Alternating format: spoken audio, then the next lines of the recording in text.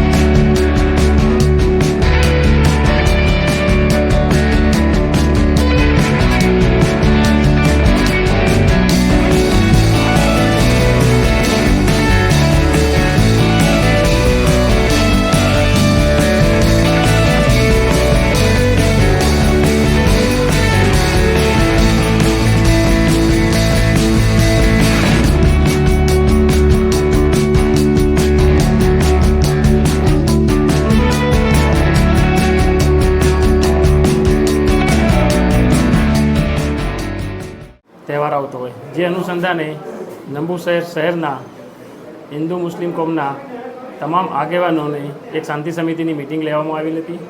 જે મિટિંગમાં શાંતિ સમિતિના સભ્યો તથા ગણપતિ આયોજકો તથા જુલુસના આયોજકો પણ હાજર રહેલા હતા। આ બંને તહેવારોમાં જંબુસર શહેરમાં બહુ શાંતિથી બંને તહેવાર ધાર્મિક ઉત્સવ સાથે અને કોઈપણ અનિચ્છનીય બનાવ બન્યા વગર ઉજવાય એ અનુસંધાને બધી ચર્ચાઓ કરવામાં આવેલી હતી।